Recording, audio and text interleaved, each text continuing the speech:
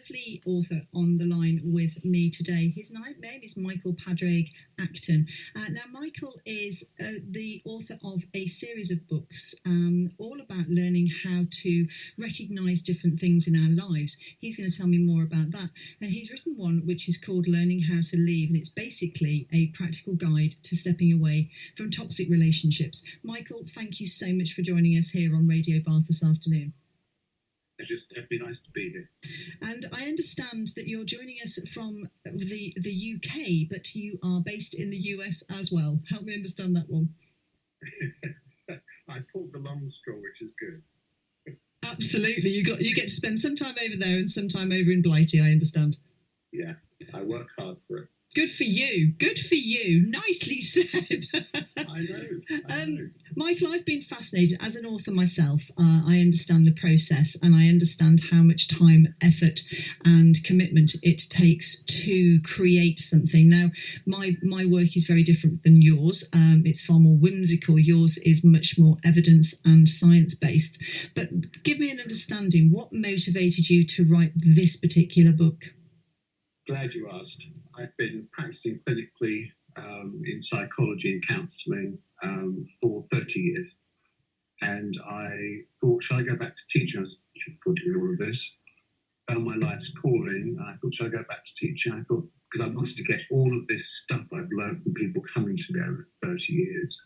And believe it or not, the people that come to me don't just come to me for my help in relationships or issues, but they come to me with all their coping mechanisms, what they've done right. So what I wanted to do is share that with people that can't access therapy, may not want to access therapy, and also put it in a form that's not in a lecture room or a classroom, but in a form of a book that's really easy to understand with case studies and simple language to get over something very powerful to help you.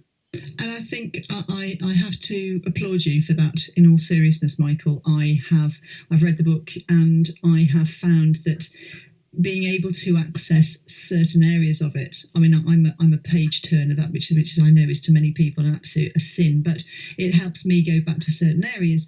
And I found that seeing, as you just rightly said, what people have done right, not what they've done wrongly, not sharing the pain. It's about going, okay, that's what happened. Now, what did you do to overcome it? Because let's face it, success leaves markers, doesn't it?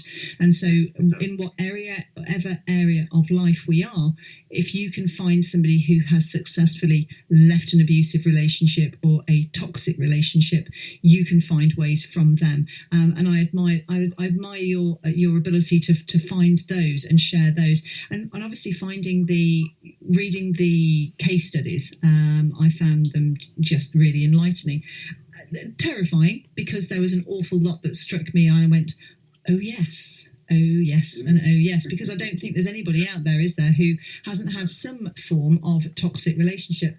But I'm interested. There's a couple of big questions. My first big question is, how do we spot it? How do we spot that potential controller, the potential narcissist? How do we do that, Michael? Well, that's the key. We don't spot them. We have to spot ourselves first. The wonderful thing about a narcissist or somebody very abusive in a relationship is that if a person puts in boundaries or says, do you know what, I don't need you and you're not treating me very well, so I'm going, the narcissist moves on to somebody else that's vulnerable or a codependent or somebody that's kind or somebody that's lonely. They seek them out. They're feeders. They'll find you. So what I'm doing is not only trying to help people identify the narcissists, which are pretty much cold-blooded, wonderful people that sweep you off your feet for the first 6 months, first 3 weeks, or whatever, and then they'll start to reel you in and hook you and abuse you. But actually, the book gets you to understand you and why we are sucked in by them and how we get hooked. And believe me, if anyone's listening to this, if you feel you're a codependent or in a really toxic relationship or an abusive relationship, you're not sure what to do, you're probably a really kind, loving, thoughtful person, and that's what they look for. And the book is about you can be kind, loving, and thoughtful, but there are safe ways of leaving without guilt, and that's so very important. I think it's absolutely imperative, Michael, and I can't think of anything more important of our listeners at RadioBath to have heard, there are ways to leave. You do not have to suffer, and you can make your escape. Michael, there's the book is it's an easy read. It's a way that people can quite easily understand where they've come from and where they might want to go. And as you say, it's not about understanding them necessarily. It's all about you and putting up your boundaries, isn't it? And I guess that would be my second big go-to question, is now that I've recognised that I'm a kind person, I'm a good person, I'm a loving person, how do I set those boundaries? They're not the same for everybody else. What would be your top tip for setting them out? Setting boundaries, that's a tough one. It depends on your abuser. Now, if your abuser is a narcissist, as in a narcissistic personality disorder, they cannot change, they will not change.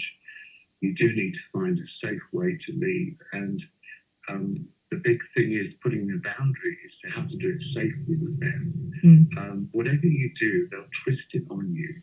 So, for instance, I love using this analogy. If your abuser drops a cup in the kitchen and you run into the kitchen, apologise for them dropping the cup and to help them clean it up or clean it up for them, you're in a wrong relationship. And if that person that allows you to take the blame, allows you to clean up the cup, is probably a narcissist. That's what they're very unreasonable, very cold, and very, very weak in many ways. You putting in safe boundaries without a safe boundary you put in with a narcissist is to leave safely. You cannot change them. The relationship will not get better, and you could come to harm. If you are with an abuser that's not narcissistic, and we all go through relationships, even me, believe it or not, we all have a bad day, a good day, a bad month, a good month, a bad year, whatever. Your long-term relationship, we have ups and downs. If you are with an abusive person and you wish to change, and you are changing with them, it's just not just them changing, it's us saying, okay, so what is reasonable? What is the reasonable balance between us having roast beef every Sunday and having chicken every Saturday? So if we've been having beef and chicken because that's what our partner wants, what could we safely introduce as an idea? So really introduce things as an idea, and if the other person's willing to change, great. But and I think that's it. That is it in a nutshell, isn't it? Because in relationships, there have to be boundaries of what's acceptable for you, what's acceptable for another person, and then how you communicate. And as we know, as a coach of many years, communication. Without it, there is nothing, is there? However, as you say, if you are in and you've recognised you're in a narcissistic, the person is not able to change and not willing to change and will never change, the only way is out, isn't it? Yeah. Every time. But listen, you've got listeners hearing us now. Please, if you're hearing this and you're recognising something, or you read my book, The Power of Now, Learning How to Lead, if you do not do a knee-jerk reaction. You have to do things safely. So if you don't mind me just doing the safeguarding. Absolutely, please do. It's very important if you've got, because the biggest thing about narcissists or abusers of any kind is they isolate us. And when they isolate us, we start calling friends less, we start seeing friends less, we start seeing family less. So try and think of one person that you really trust. If you don't have anyone that you really trust, which can happen to us at times, there's helplines. You can dial a free helpline and just Google it. If you haven't got, go ask somebody, say, is there a kind of a support network for abused people or for people in difficult relationships? Call it and talk it out. What would be my options for this? Because, hey, we don't have millions of in the bank sometimes. We don't have several properties sometimes. Sometimes we're stuck where we are because we cannot leave financially. We cannot leave because of children. We cannot leave because X, Y, and Z. The important thing is to plan carefully, one step at a time, always. Absolutely. The other thing to be aware of is I would suggest, and I let me know if you agree or not, Michael, is to make sure that you don't let that other person know your plans, because you've got to, as you say, you've got to set yourself up for a safe escape rather than putting yourself into a situation that could get even worse before it gets any better. Yes. Absolutely. The other thing that I think is interesting to note as well is, whilst this might be, we're talking about personal relationships, we're talking about business relationships as well. And you mentioned this in your book, and I think this is really interesting as well, because whilst we think our business world is about business, and it might be, we're still talking about people, and we can still find these kind of relationships within the workplace, can't we? Oh, yes.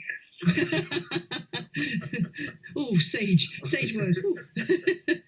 All you have to do is look at the headline news and see quite a few of them. Yeah, it's funny that. Yes, we could go there, but yeah. But the thing to be mindful, if you are going into it, my other half is a business lawyer, and I've learned a lot by listening into stuff.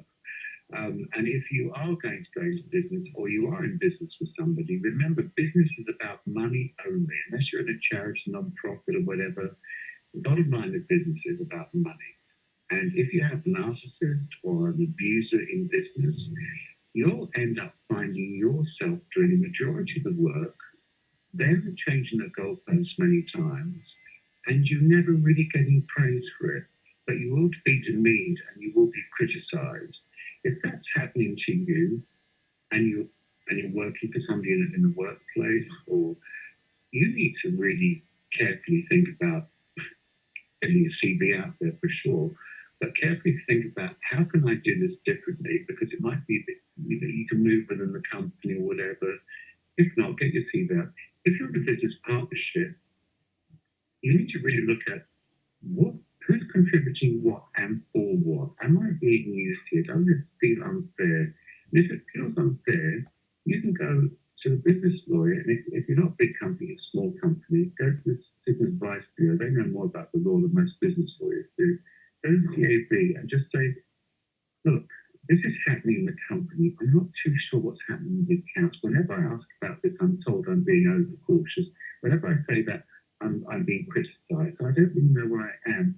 I want to know what my options are. Absolutely. I've known so many people in the field that have worked for 20, 30 years, all of their life, thinking that they've got this great partner or two, and they go to retire and realise it's a completely different story. And their answer was, but you told me it's going to be okay. Yeah, absolutely. Again, I think that's it, isn't it, Michael? It's know your own wisdom, and we know that our guts will normally tell us, won't they? They'll normally tell us. Our guts will tell us, our sixth sense will tell us, our repetitive listening of the same story and feeling uncomfortable with it will normally tell us. So it is about taking action, isn't it? Kind and considerate action to ourselves, and as you say, not making a knee-jerk. Michael, we're going to stick with you we're going to play just one tune. If you can stick right with us, I'd love to ask a couple more questions while we've got you with us. So this is Michael Padraig Acton speaking about this great book called Learning How to Leave. And I know that you have two other books out there. One is it's 100 Topics in Sex and What's the Best Way to Communicate About Them, which I think is going to be a fascinating read. And the other one I think is really interesting as well. It's about parenting, and the book is in two parts. The first part being about how to parent up to 21-year-olds, and the second one is about how to parent adult children, and that means parenting ourselves as well, doesn't it, Michael? Absolutely. And I think that's something that when we understand how we speak to ourselves, how we admonish ourselves, how we congratulate ourselves, we might find that we have a track record of not being as kind as we could be to ourselves. And that's a self-parenting, and that comes into play in going into our relationships, etc., etc. I think that the books will be a fascinating read, and I know that people can find them on MPAmind.com. You can go onto Amazon as well. Michael has an interesting name, and I'm going to read it out again. It's Michael Padraig Acton. The Padraig, Padraig, is in the middle. But if you can just look at MPAmind.com, you can find all his books there. Michael, thank you so much for being with us at Radio Bath today. It's been enlightening and educating, and I look forward to speaking to you about other books in the future. Super. Thank you for helping spread the word, Stephanie, and I hope we've helped your listeners. I know you have, and I appreciate your time. We'll be speaking to you very soon, Michael. Thank you.